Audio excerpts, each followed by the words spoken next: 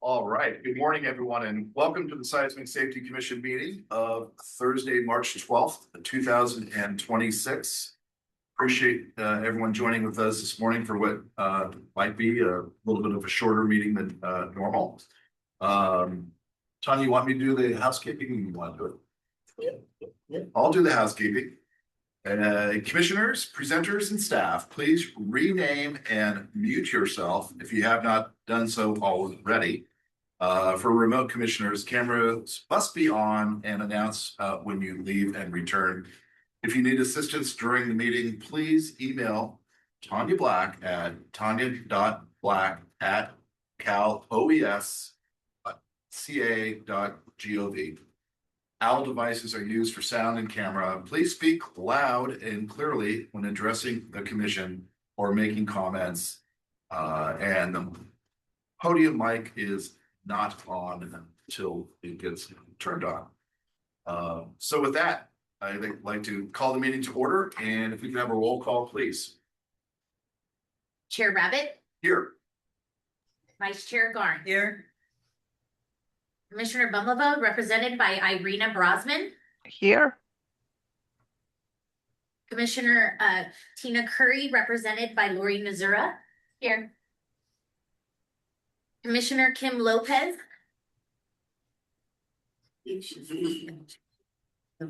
Okay. Commissioner Miyamoto.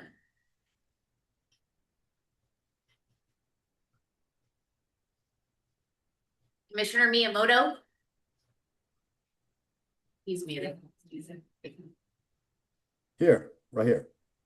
Okay. Commissioner Pellerin, represented by Tomasa Dueñas. Here. Commissioner Silva. Here. Commissioner Wells. Here. Yeah. Great.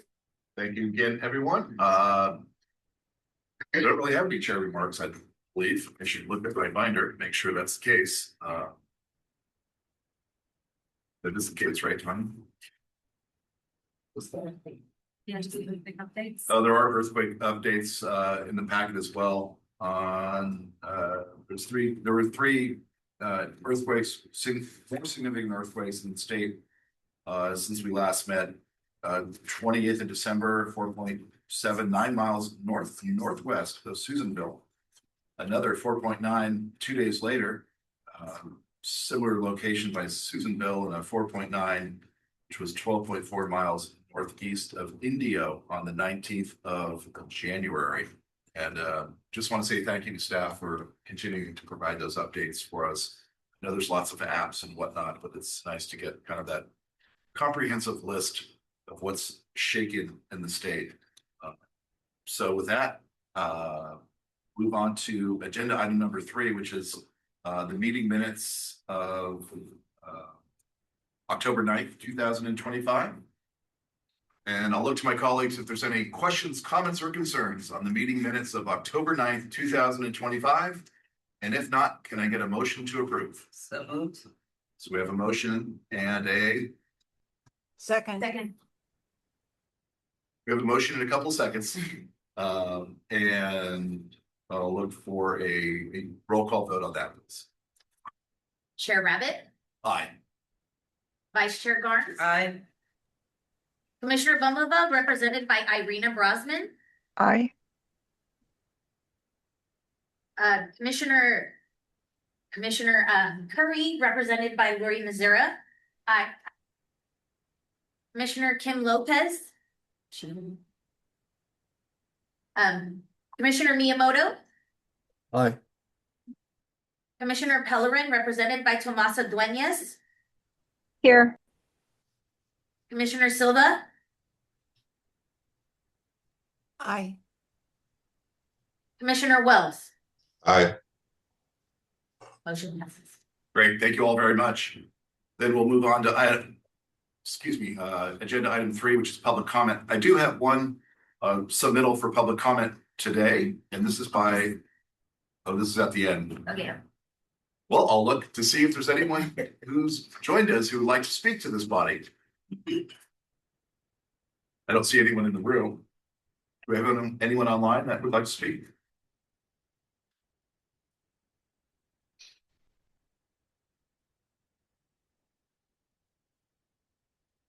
All right, we're going to move on to agenda item number 4, which is the AB 100 report, California Geological Survey, and we have Wendy. Oh yeah, here. Thank you for being here, Wendy. Sure, thanks for having me.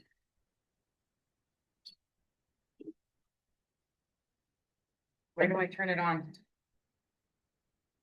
That's hot outside. That's nice. Top.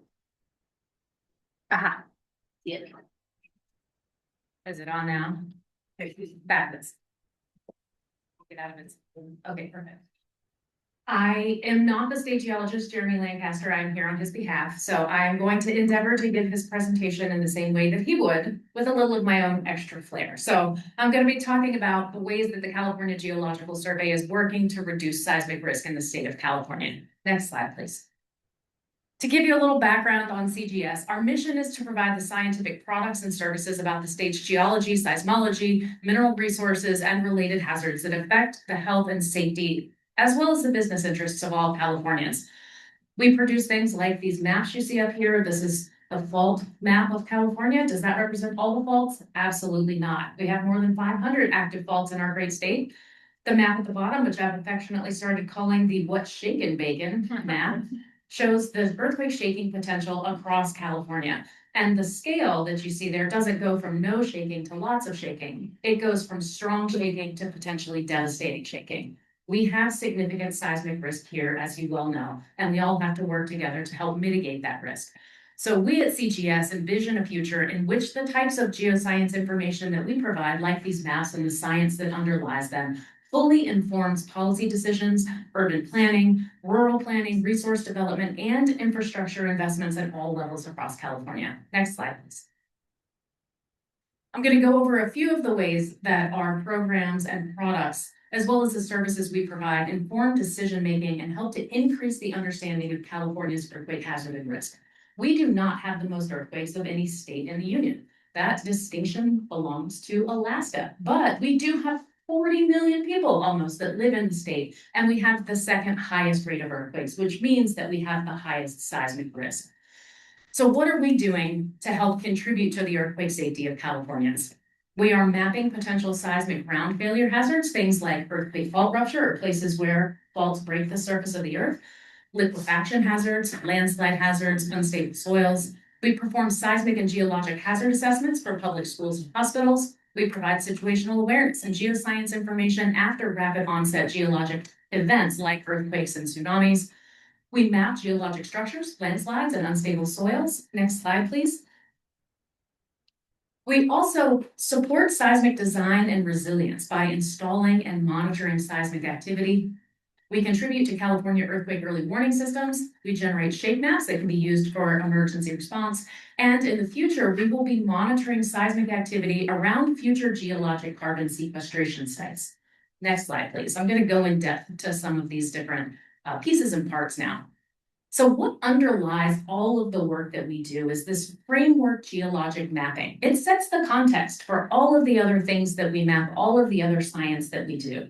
Here's an example of what one of those maps looks like. This is a geologic map of the Ukiah area. The different colors that you see are different types of rocks, as well as different types of hazards. So over in the mountainous part below the lake, you can see those bright yellow areas. Those are areas where we have landslides. If you look carefully, you can also see that there are faults on this map. The city of Ukiah is on this map. There's a dam on the map. So all of the infrastructure that we build overlies the types of hazards that just exist naturally in our state. And if we want to make sure that the natural hazards that exist here don't become disasters, we have to know where these hazards exist. And that's why the mapping is important. So that inset map right there is showing another product that we produce called ESRA maps, Earthquake Zones of Required Investigation. So those are the places where the geologic hazards exist. And I'll talk more about that in a minute. Could you play the movie, please? We also do 3D geologic mapping of different areas around the state that are going to be potentially used for carbon sequestration to help meet our carbon neutrality goals. So we actually have a carbon sequestration mapping group that makes geologic maps like this of the subsurface to ensure that the places we're thinking of injecting this carbon are not going to be problematic in terms of the seismic risk that we have. Next slide, please. I know this movie's a lot. It's really big too. It's a huge file. So more about those earthquake zones of required investigation. We are mandated to make these, and this particular map here of Hollywood shows several of the different earthquake hazards that exist in the state that we map. So the part in yellow is an Alquist-Priolo fault zone. We started mapping those in 1971 after the Silmar earthquake, and that shows areas where faults intersect with the surface of the earth. The areas in blue are places where there could be landslides due to earthquakes. So places where there are weak geologic rocks, weak geologic materials, steep slopes, and strong shaking could produce landslides. And then the areas in green are areas where we could experience liquefaction hazards. So liquefaction occurs in places where you have soft sands and soils and a high water table. The seismic waves come rip-roaring through there, pushes the water up, which forces all of those grains of sand apart, causing the surface to lose strength, which is obviously problematic for any infrastructure that exists on the surface. If we know where these zones are, we can mitigate to remove that hazard or to reduce that hazard. And so to this end, in 2025, we released 13 new sets of official seismic hazard and fault zone maps in 7 counties: Contra Costa, Los Angeles, Sacramento, San Mateo, Santa Clara, Sonoma, and Yolo County. Next slide, please. We also review geologic and geotechnical reports for new public school, hospital, and essential services buildings. So these services help to assist in the development of earthquake-safe structures. And this process we do at the request of the Division of the State Architect. And it started first after the Field Act was passed in 1933, and then again in 1971 with the Hospital Safety Act. So this ensures that these places where we have our most vulnerable community members, our educators, our students, our young people, and the people that are, in hospitals getting care, that they are safe and that these places are available as nexus of recovery after an earthquake happens. So that helps to reduce both casualties and economic losses. Just in 2025, we reviewed 405 school projects and 45 hospital projects as a part of this effort. And we've also instituted some publicly available dashboards that show the people that are submitting these geotechnical reports where they fall in the process of submission, because we get a lot of these and we want to have as much transparency about the process as possible. Next slide, please. Seismic monitoring, one of the coolest things that we do. So CGS operates one of the largest seismic networks in the world. It's the California Strong Motion Instrumentation Program, or CSMIP. We just call it SMIP for short. And it's not like the other seismic networks in a couple of key ways. So all the seismic networks around the world are interesting in measuring and understanding the space. Most of them use a special kind of seismometer that measures how the ground shakes and also looks at how the waves pass through the earth and other scientific things. We also instrument things like buildings, bridges, dams, wharves, and water conveyance structures. So we're not just interested in how the ground is shaking. We're also interested in how structures are responding to earthquake shaking in different representative geological environments. Now that's important because that helps us to send that information to the architects, to the designers, to the engineers, so that they can improve seismic design code provisions and design practices so that we can build safer buildings. Because we're in a different state of technology than we were when CSMIP started, 1971, there's a lot more that we can do with the instruments we have and with future instruments that we can install, right? Before, we used to have to go out to the instruments and actually pull out cards and take it back and download the data. Now we get real-time data. And those improvements in technology and communication allow us to do things in real time, which lets us do things like monitor the health of these different structures. So after an earthquake occurs, we can see whether or not, or more like the engineers that are in charge of those buildings or those structures, they can see whether or not those structures have actually exceeded the amount of shaking that they were designed to withstand. So that can help to inform post-earthquake emergency response. Now, the map over here is showing the location of a lot of those sensors. We have 1,300, and I think it's 84 stations right now. And those stations have multiple instruments at each one. So we have more than 10,000 unique instruments around the state. Next slide, please. Little update on that. We have over 250 buildings instrumented, including 86 hospitals that we have instrumented in partnership with the Department of Healthcare Access and Information, HCI. We've also installed seismic instrumentation on a total of 84 Caltrans bridges. In 2025, we instrumented 9 additional bridges and dams at 11 hospitals, and 86 ground response stations were upgraded to real-time stations, bringing the total number of those real-time stations to 554. Next slide, please. I want to give you a specific example, kind of a proof of concept of what I was talking about with that structural health monitoring, right? The Golden Gate Bridge is iconic. Everybody loves the Golden Gate Bridge. I heard you all talking about it earlier. It's just, one of those key California things. We have more than 110 instruments just on the Golden Gate Bridge. So there was a small earthquake, magnitude 4.3, that happened near Berkeley last year.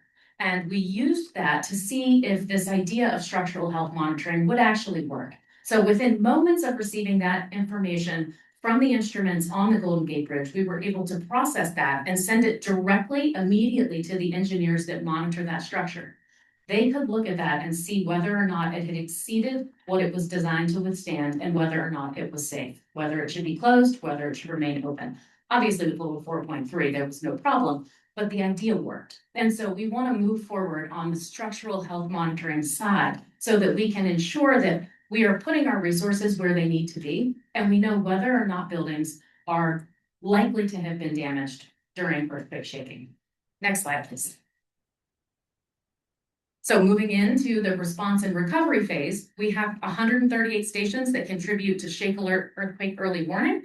Don't need to explain what that is to you all, but obviously very important feature for both California and the West Coast. And we also contribute to shake maps. So shake maps can also be used in response and recovery because we know that the amount of shaking that occurs during an earthquake is correlated with how much damage has happened in that area. So this gives emergency responders a first look at where they can expect most of the damage to be.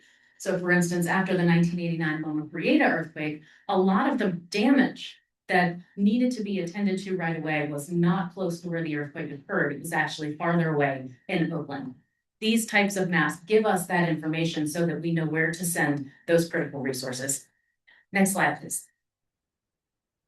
Finally, we work with Cal OES, the USGS, EERI, and others to chair the California Earthquake Clearinghouse. Now, the Clearinghouse coordinates post-earthquake scientific investigations.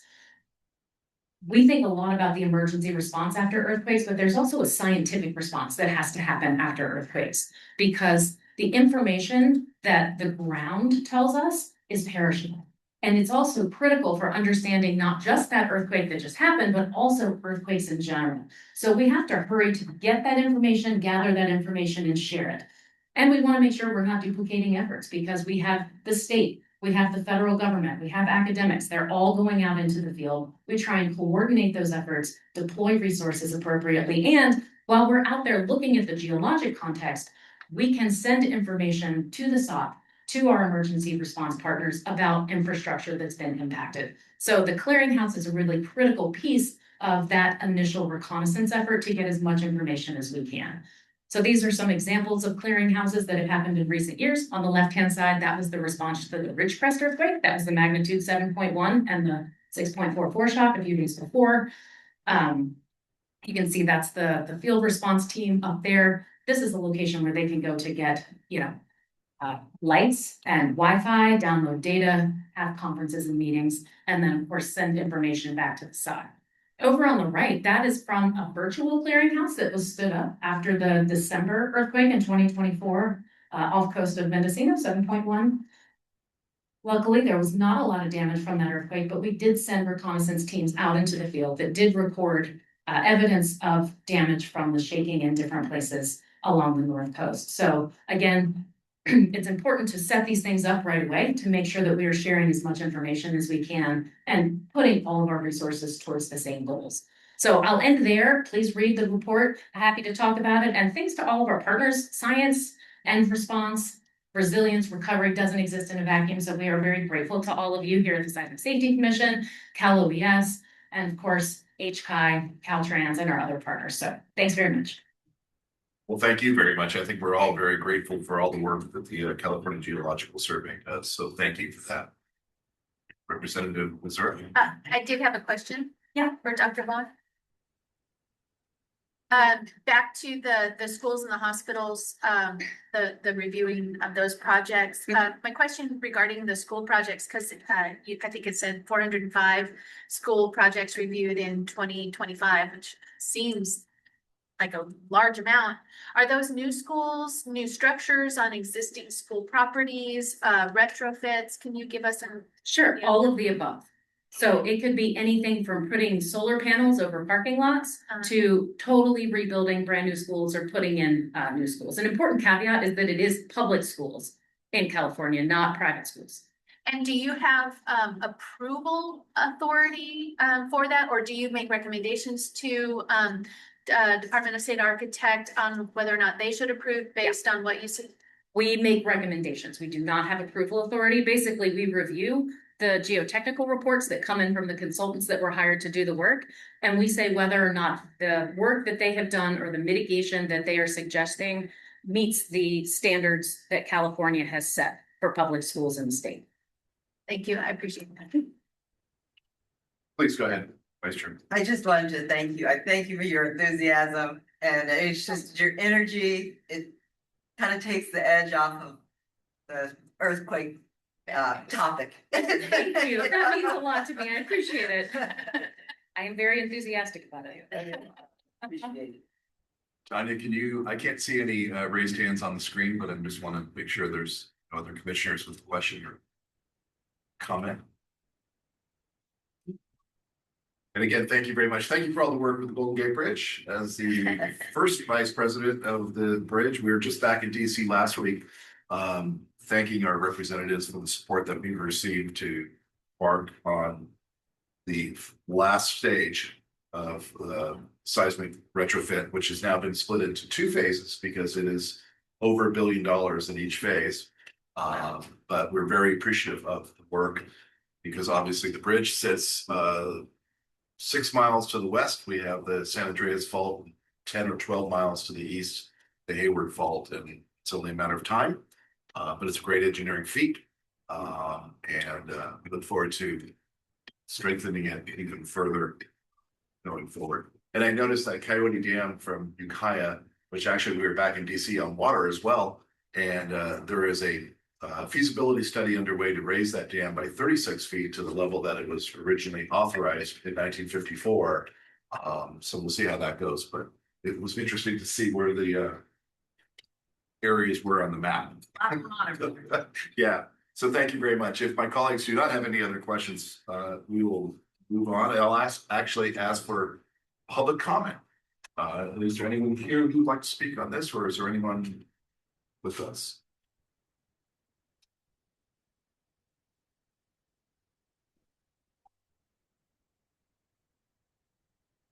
So this is an action item to review and approve and accept this AB 100 report. So I'll look to my colleagues for a motion to accept. I so move. And a second. We have a motion and a second. And we'll take a roll call vote on that. Chair Rabbit, Aye. Vice Chair Garn. Aye. Commissioner Bumblebee, represented by Irina Brosman. Aye. Commissioner Curry, represented by Lori Missoura. Aye. Commissioner Miyamoto. Aye. Commissioner Pellerin, represented by Tomasa Dueñas. Aye. Commissioner Silva. Aye. Commissioner Wells. Aye. Great. Thank you all very much. We'll move on then to agenda item number 5, which is the Seismic Safety Commission 2025 reports. And we'll turn it over to our executive director, Sarah. Thank you, Chair Rabbit. We have a number of reports to look through today, including the 2025 annual report, the Attorney General's letter as well. So you should have all of those in your materials. Do we have those slides? Okay. Birthday, Kathy. I have.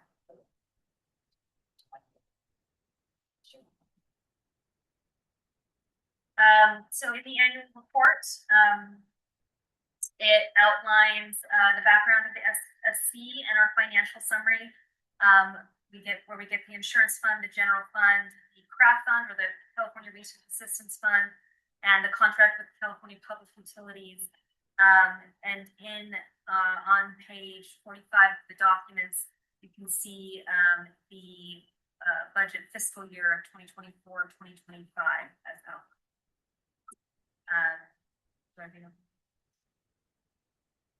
Yeah, so for the insurance fund, the seismic safety account, we received $1,450,000. For the general fund, we received $351,000.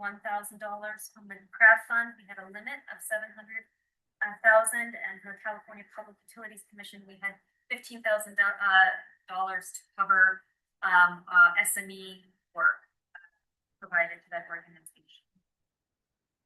For our reporting requirements this year, we reported one AB 100, and that was from the California Department of Healthcare Access and Information, or HCI.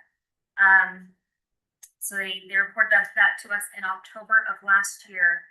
Our AB 1770 is another report. We are currently in the final processes of full stakeholder engagement, and we are going through what's called the board process, which is facilitating and communicating with the governor's office about that report. So that will happen shortly, and we hope to have that report available for voting on in a July meeting. Then we have some consultants projects. So the review for project delay of San Francisco Public Utilities Water System Improvement Program. This is Jar's project. Jar, did you want to say anything to this project? Well, the seismic work has been largely completed, and there are some projects delayed, but that's not at this point impact the commission's mandate. Great. Thank you. And again, Jar, the independent peer review panel for the Diablo Canyon nuclear power plant. Did you want to speak to anything on that? Nothing. We're planning a probably site visit in April to meet with the operators. Great. Thank you. Going over our projects, we have a multitude of projects, which we're very lucky to have. We have the earthquake and fire following earthquake resilience of mid-rise cold form steel buildings, and that's led by the University of California, San Diego group. This project is in progress, and we have a small update today on their progress as it stands now. Slightly behind schedule due to another project on the shake table, but we've made adjustments, and it's now pretty much on track and ready our plan is to finish it by the end of this calendar year. Then we have the regional scale consequences assessment of earthquake sequence scenarios in California. This is led by the University of California, the peer group of Pacific Earthquake Engineering Research Center. And we've already received the volume 1 and the volume 2. Jar, do you want to give a quick update on volume? There was a message. Could you speak up a little bit? They can't quite hear you on my. Okay, my apologies. Jar, did you want to give a quick update on the currency of that project? Yes, the commissioners and chair. So, vice chair, we have a 4 phase of the project. Total is the level 1 risk assessment for the San Francisco Bay Area for the doublet scenario. And level 2 is selected highly impacted area and detailed analysis on those buildings to understand the behavior. And then we'll move on to the Southern California for LA metropolitan area. Do the same thing, regional scale and then small scale. Should I go to the podium? Would that help? Yeah, I'll go to that. And we received the we received the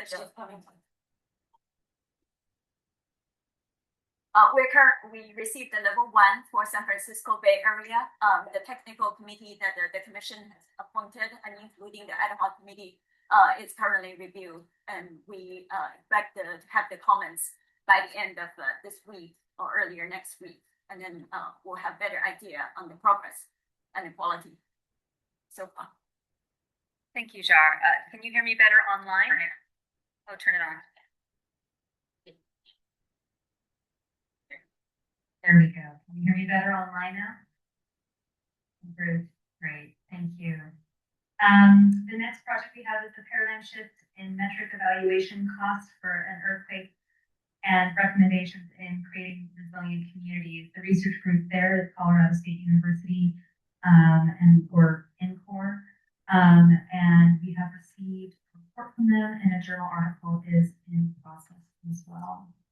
So we estimate that that should be completed shortly.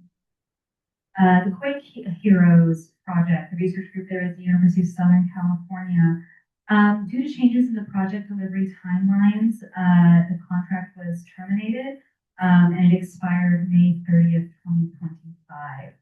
So no further reports on that project. We do have a website update. So as you may be aware, we had a 120-year timeline that was developed by Capital Tech Solutions. And they are also updating our website to make it look a bit more modern and fresh, as well as really focusing on the core mission of the SSC. So we've been working with them on usability and on content delivery, and they should be delivering the contract by the end of June. Thank you. Then we have the Building Health Monitoring MyShape Research Group, or project. The research group is UC Berkeley, the Seismology Lab, and they have already delivered a preliminary report last year, and they also have a journal article that is in draft and will be submitted shortly. Then reduce fire following an earthquake risk and improve firefighting water capacity. The research group there is again UC Berkeley, and this project is in process. And then the mobile home building code project, I'm going to hand this over to Shar again for any updates on this.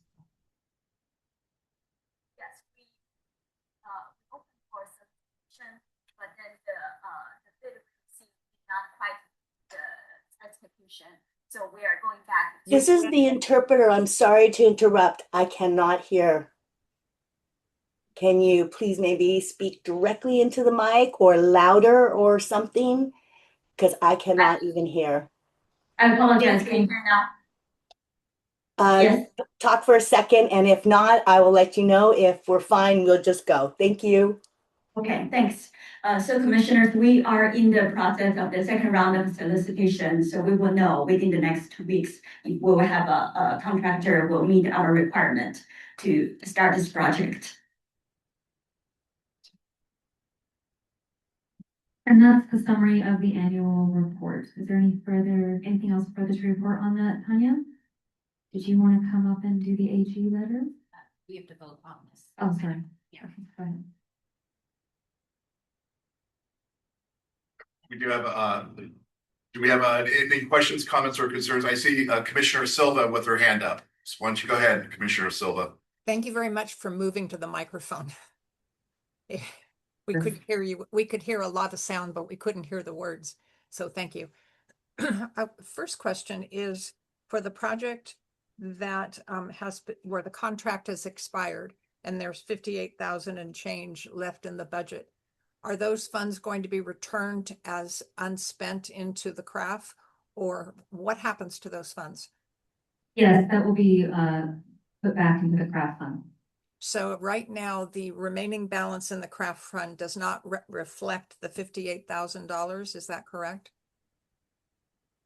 No, the 58,000 has not been spent yet. So it was encumbered through our accounting, but they'll just disencumber that. The balance is what's been paid up until December 31st of 2025. Okay, so basically there's another 58,000 that will go back into unencumbered. No, it's just not gonna get spent. So we have, which I'll go over in the AG letter, we'll go a little more through that process and those amounts. I'll go over that shortly if you can wait, and then we can answer questions at that point. Okay.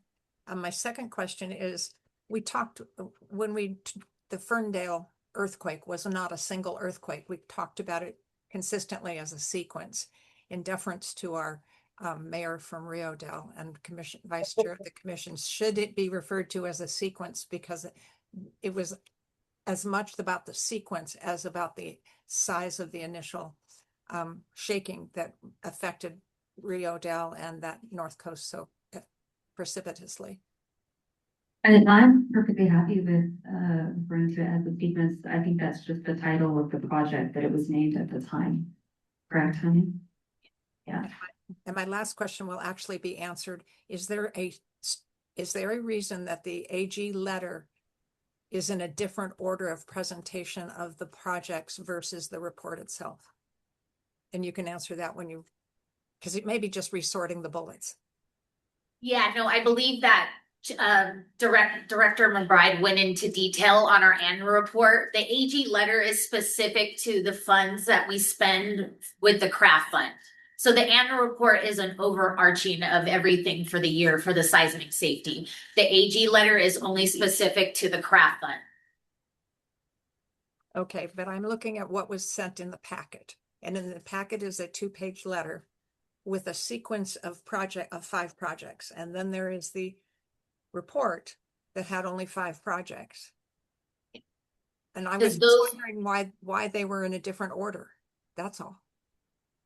Oh, okay. Like as far as the order like we presented today? No, the order that the letter presents versus the order of the attachment to the letter. Okay, yeah, we may have put those in a different order. No, have like numerical bearing on each other. We just listed those projects the way we have them on the letter and the financial summary. All right, thank you. Okay. Representative Missouri. My question was about the shake table, and the project. We have already done the shake work, right? And it's the data analysis and report that's forthcoming? Correct, yes, they have provided us the UAV report, and we're having it reviewed by our technical experts currently, and also various key stakeholders. But yes, this is the work that is outstanding, is the analysis and the UAV user guide, correct? Sure. And also the main report. And also the main report, yes. If I could follow up just on that one, because I'm just curious on how we take that report, because that was extending the cold rolled steel buildings to a higher level than what you currently could do today in the code.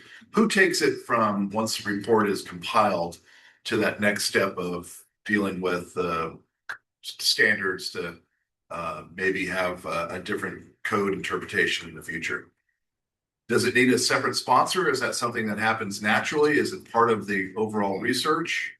Just curious what outcome will come of that. That is an excellent question, because we're trying to understand what's the consequence and application, the real world benefit of this test, right? Yeah. So what I understand is once the PI, Professor Huntington, is doing the round of presentations through CRP convention, and then to put this data out there. And then she also partnered with the steel industry, the cold form steel industry, trying to push this into the to highlight the consequence of the work, and then work with AICE, and then sequentially ICC. So that's how the process will move along. And then by the time the commission received that, that will be mainly about what we learned from the ship table itself. Yeah, I appreciate that. I think it'd be great. I'm sure there's a lot of vested interest in advancing that and getting that into, but if there's a potential for a new technology to allow us to build to a higher level with that type of construction, that would be wonderful. So thank you. Again, looking at the screen, not seeing any. Is there anyone else with any questions? I will ask if there's any public comment on the reports. I don't see anyone in the room.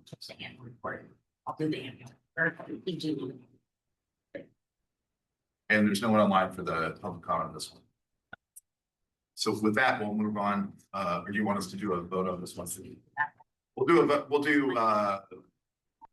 to vote to authorize the staff to make any non-substantive commission edits and finalize this annual report, our obligation as a commission to the state. One of the 2 items we're taking up today. So I'll look to my colleagues if there's no more questions, comments, or concerns, can I get a motion that we can move this item forward and deliver it to the state?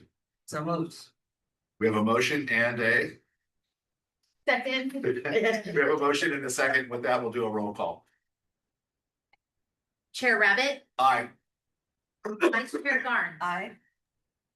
Commissioner Bumblebee, represented by Irina Brosman, Aye. Commissioner Curry, represented by Lori Nazura. Aye.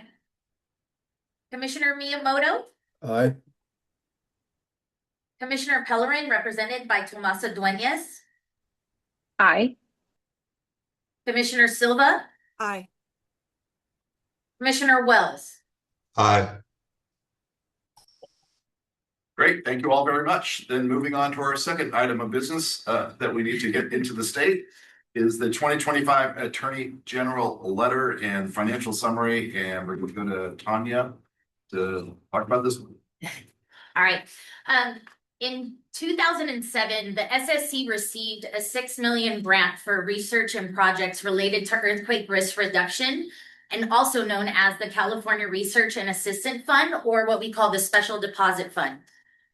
The funding mechanism requires that SSC submit an annual report to the AG's office detailing activities and programs conducted with the funds during that year, along with a financial summary, which has been included in your packet. There were no completed projects in 2025. The fund balance as of December 31st, 2025 is a little bit over $2.9 million. Although no projects were finished, we did start and continue to build on existing contracts. The current contracts we have are with the University of California, San Diego, or UCSD, Colorado State University, or INCOR, the University of California, Berkeley Pacific Earthquake Engineering Research Center, or PEER, the California Earthquake Center's Quake Heroes, or SCEC. This contract specifically we had terminated and it expired in May of 2025. The University of California, Berkeley Seismology Laboratory. All these contracts were currently in the last in 2025. The Quake Heroes, although we invoiced in 2025 for the contract due to changes, the project's delivery timelines, the contract was terminated, and the remaining budget will not be spent, totaling about $58,000.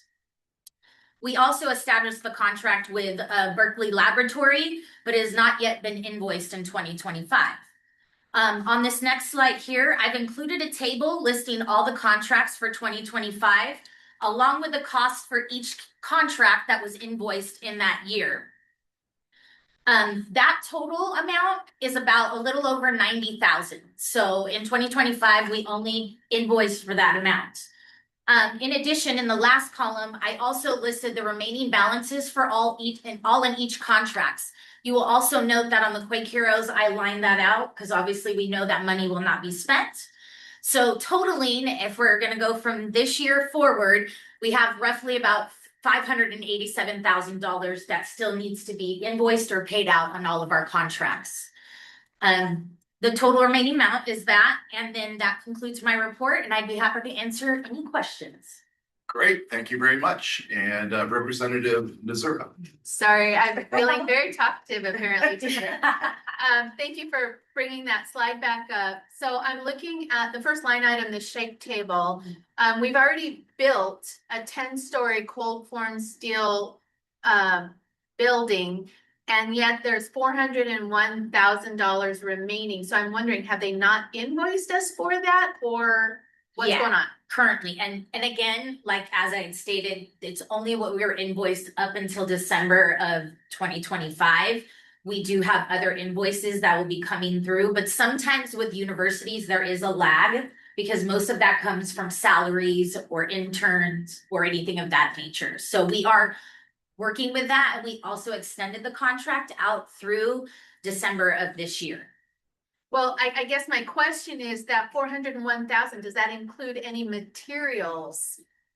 Because it seems like it would be costly to build a 10-story building, and that they would have invoiced us pretty quickly for that. I can just add a little bit of background. Laura, you may remember, we were also going back and forth with them that the receipt they submitted to us called for 30% overhead. So we were going back with them to change that. So that's why that also contribute to those lag behind.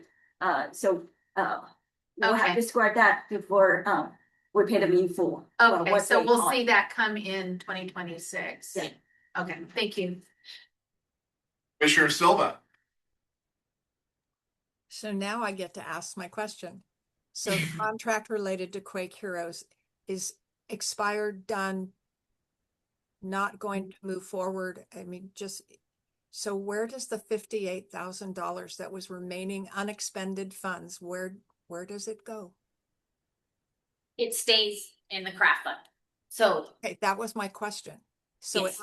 so is the balance of the craft fund at the end of 2025, the $2.9 million in change, does that reflect 58,000 to be returned to that balance, or is that still sitting kind of in the stratosphere with, it's not in the Yes. budget and it's not in the craft fund?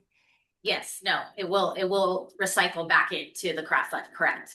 May I suggest that you put that as a footnote on that page of the report, because maybe everybody in state government knows what happened, but everybody may not understand this report to be transparent, that that $58,000 will be returned in 2026 or credited or debited or whatever term would be correct.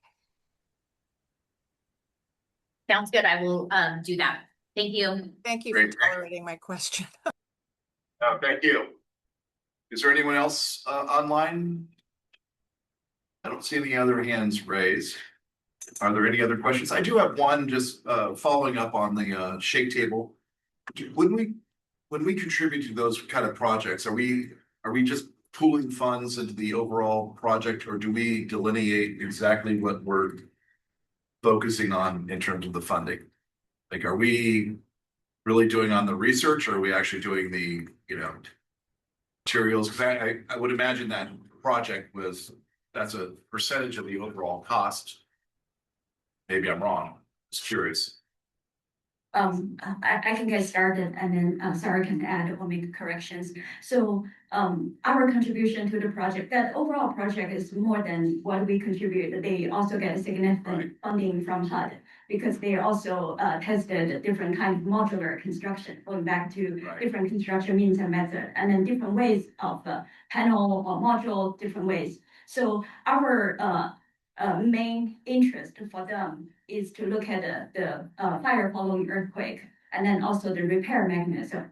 If the earthquake damaged the building, and then how can they efficiently, effectively repair the building, and then what's the design look like, and then also the live fire test, and then they go back to the shake. So, and then that's the main component from the Seismic Safety Commission's interest, and then also that ultimately, with this building work for the 10-story instead of 6-story allowed by code.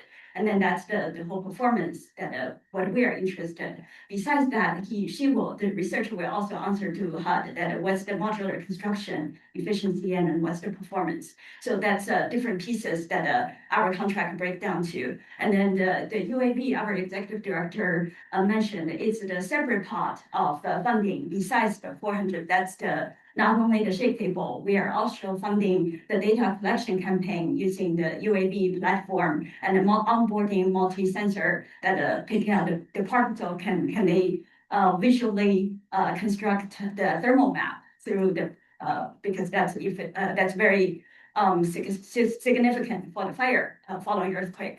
And then how can they use this because the fire following earthquake, how does it spread in a community level depends on how can you model, you understand how it is spread within the building as an architect rate, especially after the building is damaged by the earthquake, then how the small compartment, if it still works or not, and how does that work? So they are trying to understand through the mapping to understand how the building spread fire and then broaden to the community fire following earthquake modeling. So that's our contribution to this field of study.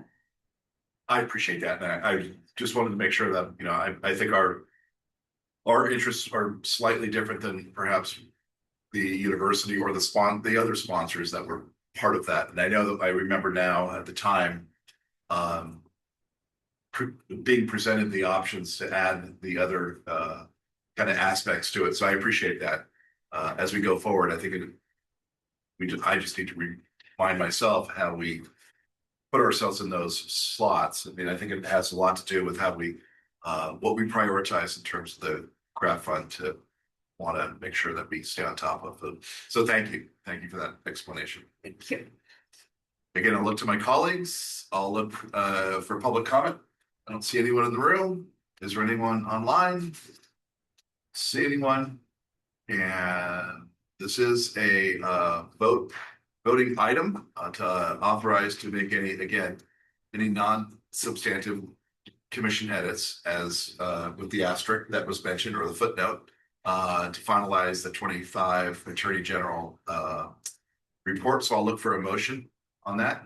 Move to authorize the Seismic Safety Commission staff to make any non-substantive commission edits and to finalize the report. And those non-substantive edits would include not only the recommendation about how to address the Quake Heroes contract balance, Great. but also the Ferndale sequence and maybe the sequence of the cover letter versus the report itself that is attached. Great. Thank you very much.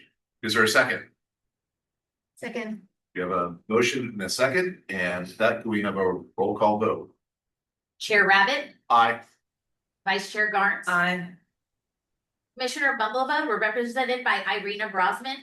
Aye. Commissioner Curry represented by Lori Nazura. Aye. Commissioner Miyamoto. Aye. Commissioner Pellerin represented by Tomasa Duenas. Aye. Commissioner Silva. Aye. Commissioner Wells. Aye. Great, thank you very much.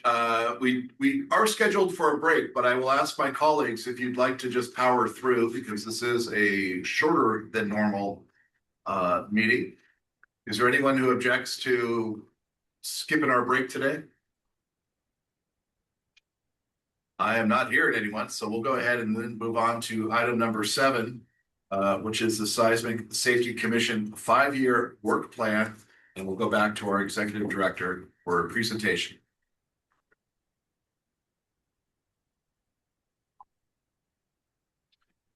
Thank you, Chair Rabbit. I thought I would just stand up here to give this presentation. I've been at the executive director for about 6 months now, and during this time, I've learned a great deal from all of the commissioners and all of our fantastic staff on what kind of direction do we want to take for the next 5 years. We have a strategic plan, but what does that look like in terms of work and work outputs for the commission? The projects that we currently have are fantastic projects, and I think that they over time will yield really interesting scientific findings and engineering findings. But what we're really curious about is how to move the data to policy interface and what that looks like and what we want to focus on as a commission. I just want to be clear that this is a notional discussion around the 5-year work plan. This is not the final 5-year work plan. You will be receiving a 5-year work plan document from myself. I'm planning to present that at the July meeting after the April meeting for that to be voted on and discussed more in depth. As part of my role, every month I have been producing, since I started producing from the desk of the executive director. And if you note, in each month I've been adding little discussion points and questions about a 5-year work plan in those. So I'm hopeful that nothing that I'm presenting today in terms of what we want to look at for a 5-year work plan is surprising to any of the commissioners online today or anyone in the audience. The work we've been doing really feels like a summation of all of the conversations we've been having over the last 6 months. So I believe I have another slide. Great. So one of the key functions is as we go forward with the craft fund and our research funding, we really want to focus on projects that have immediate policy outcomes, or there's a policy question and we want to collect data and have data on hand to address those policy considerations. So this is really one of the underpinning functions of what we do. And as we're considering funding projects, this is one of the questions we need to ask ourselves, or what we can ask ourselves as a commission. So what I've done is I've laid out the next 5 years thematically. And so we'll have an annual theme of the year.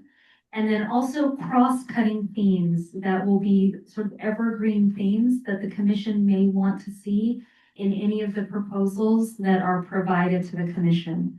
So what this would look like in this graphic, and again, this is a notional work plan. This is not finalized.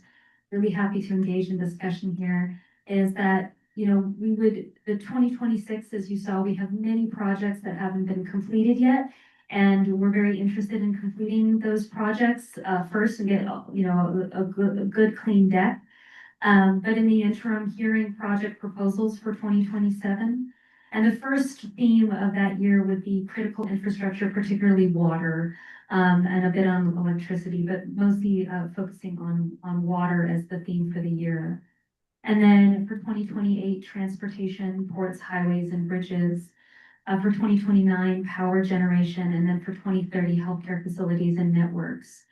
And then the cross-cutting themes, the things that any project proposal coming in, we would encourage at least 1 to 2, perhaps more themes being involved in those projects. So these are things that we kind of always would be interested in seeing as a commission.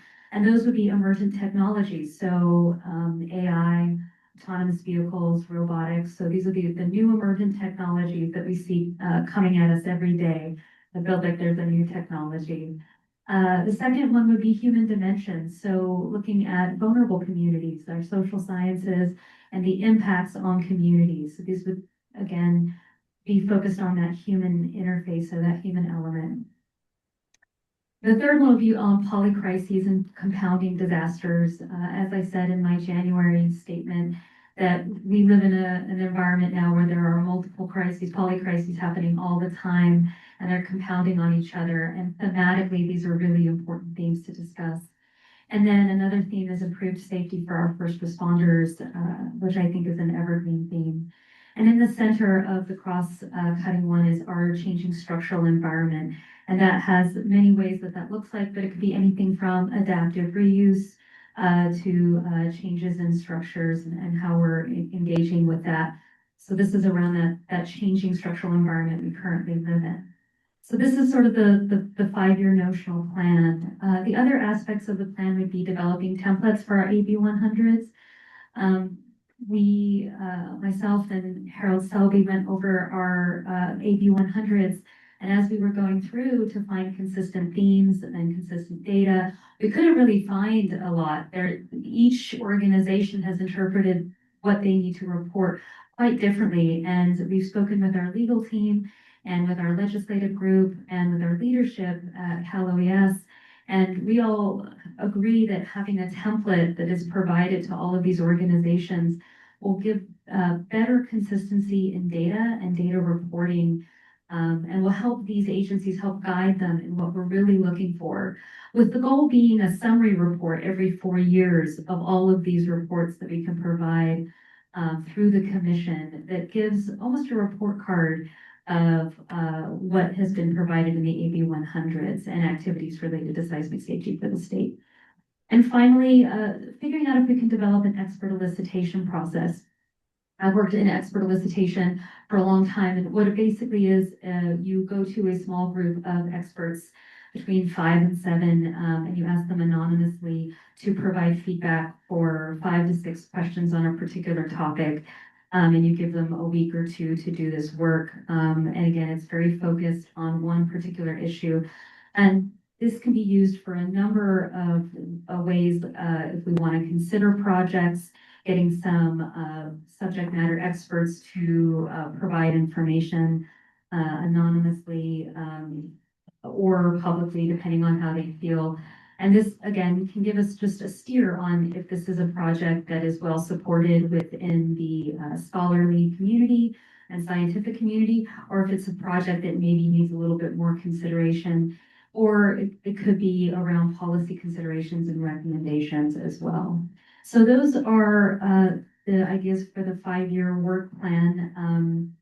And I think I would be really interested to get any early feedback from the commissioners, as well as if you want to digest this information, digest the slide, meet with me and the staff or email as well while we're still developing the written document for the work plan. So I leave it open to the commissioners for any comments or questions on this plan. Thank you very much. I see Commissioner Silva with her hand up. Go ahead. Thank you very much. It was very interesting to read this. So if it's okay, I just am going to give you a couple of pieces of feedback because I know it's not all inclusive, but on these 4 years that are listed, critical infrastructure, water and electricity, not gas. And I don't mean gasoline, I mean natural gas. And what about telecommunications? Yeah, we can certainly include that on the slide. I would be really happy to do that. In transportation, do you consider rail to be transportation as well? Yes. Particularly movement of people, but also movement of freight.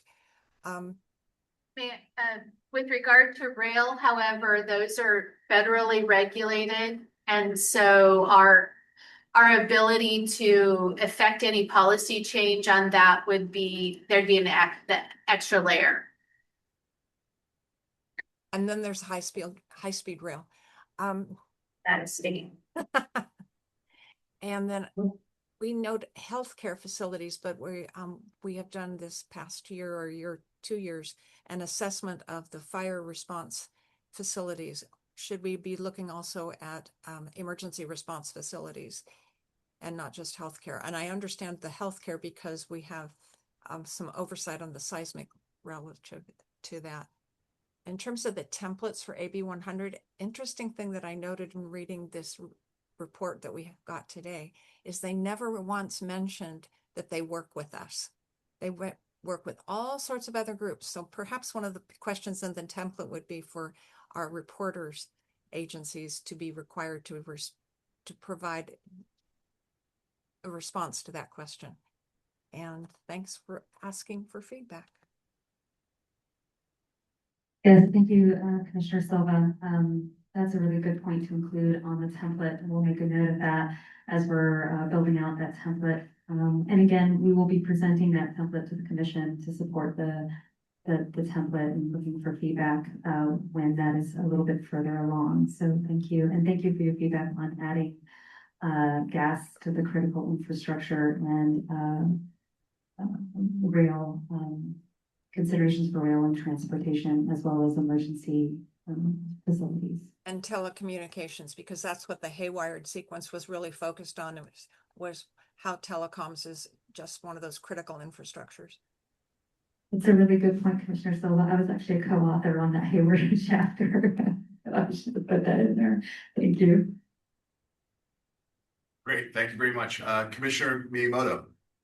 Yeah, Sarah, I thought you guys did such a great job there to come up to this plan, focus on something that's actually critical.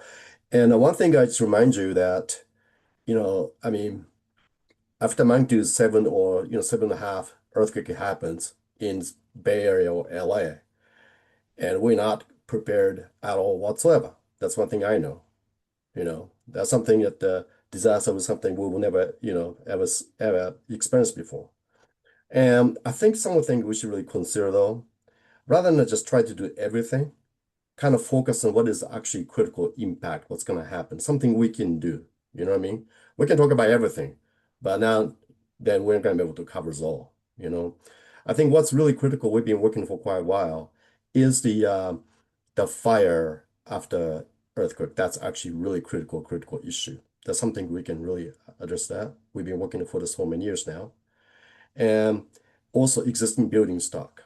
especially the adaptive reuse condition where the many cities, suffering the fact is not able to do the adaptive reuse because of seismic strengthening regulations and so on. But how we can make it smartly, to do that, actually instigate the investment in towns and cities for adaptive reuse, for conversion from office and to the residentials, because we have a residential shortage anyway, right? But at the same time, somehow make the those built environments safer. And I do think that there are ways to eat two cakes at the same time. So those two things are actually really critical. That will make a huge difference in the profile of the disaster look like. That's something I know from all those places I've been around. That's my 2 cents. Great. Thank you, Commissioner Miyamoto. As you see in the center of the circle with our changing structural environment, that was one of the critical things I wanted to put in the center. Yeah. Because I also agree that I think that's a really central conversation to all of this. And putting together something like this, as you pointed out, it's complicated, right? Because we want to make sure that we're being inclusive of all the important themes that we want to look at, but that we also want to have a focus.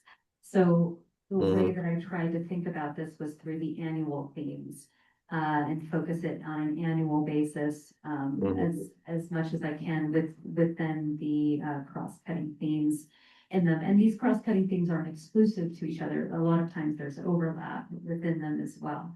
So so I'm hopeful that I've been able to focus it enough, but then leave some space when we get creative or innovative projects coming to us. Yeah, that makes sense, And but to just try to make the prioritize as much as possible. We know that the what is actually impact the postal disaster look like, what certain things impact more than others. So I think we got to understand priority of that. I can definitely help you on that if you like. Because there's some certain things, yes, everything's important, what we're talking about here. All these things are important. But certain things that impact more than others. Great, thank you very much. Yep. Anything further? Anyone else have anything to offer? I very much appreciate the way that you have set it up. Obviously, who knows what's going to happen in the next 4 years, but to be nimble, but to also have a strategy of focusing. To Kit's point regarding the housing stock, and I appreciate the changing structural environment in the center.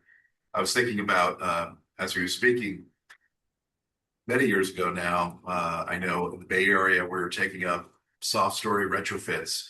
And it was amazing what San Francisco could do because of the value of the land and, wealth versus what Oakland at that time could not do. And I wonder how that's all going to shake out and what can we do to focus on those kind of things too. So I appreciate that. And if we can really make a difference and point out those places where there's going to be, God forbid, more damage and less opportunity. Maybe we can focus on that. So thank you so much for putting this format, and look forward to continuing the discussion in the next meeting.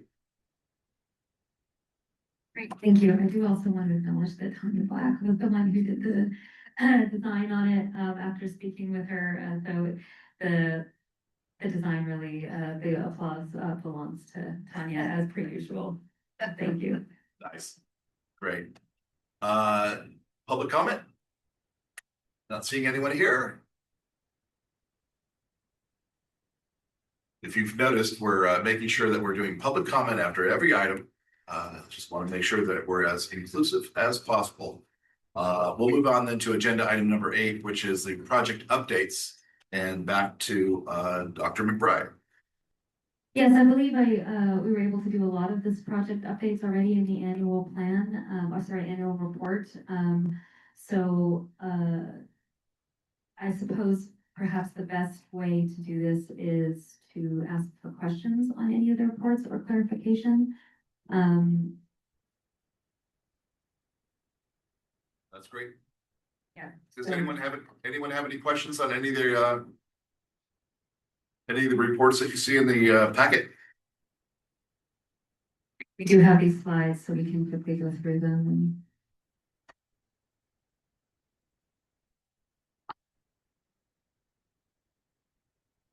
Slower.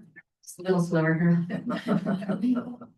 I just want to say how proud I am of this 120-year seismic safety timeline and how incredible the staff have been in working on that, as well as putting together 3 commission meetings in the space of 4 months. Well done, team, for their exceptional hard work.